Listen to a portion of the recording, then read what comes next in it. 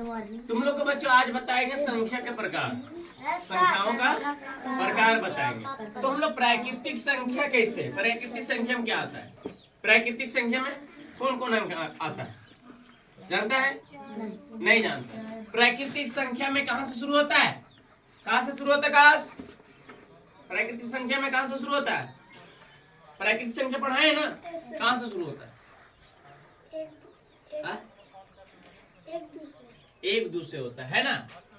जैसे 1 2 3 4 5 6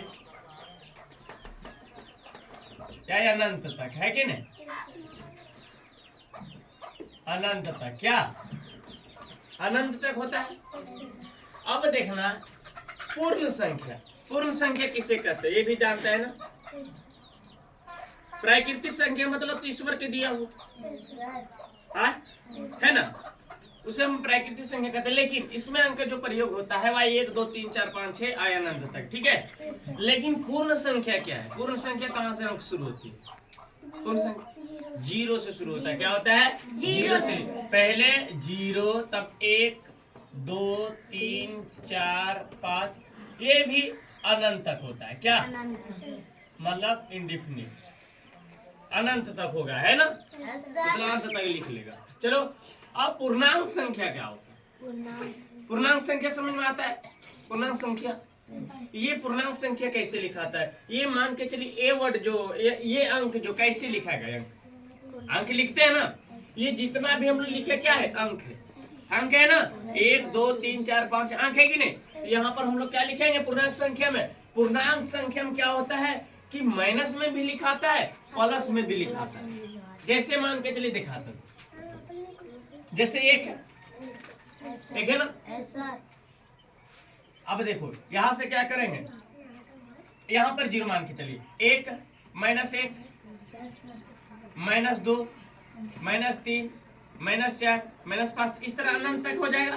और इधर देखेगा, इधर 1 हो जाएगा प्लस में, +2, ठीक है, 3 4 5 6, ये भी अनंत तक हो जाएगा।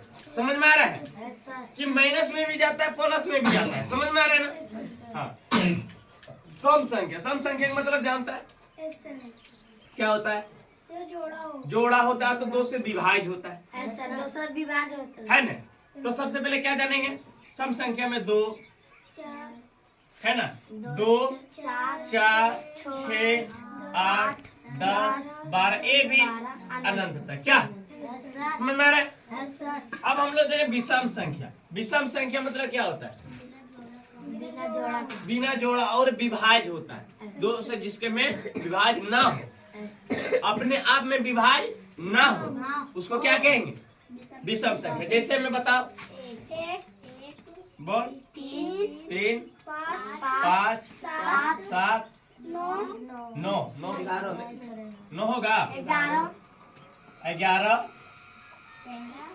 13, ये भी अनंत तक। चलो समझ में आ रहा है कैसे करना है? तो इस तरह से तुम लोग को ये प्राकृतिक संख्या, पूर्ण संख्या, पूर्णांक संख्या और सम संख्या बिल्कुल याद करना है। समझ में आ रहा है?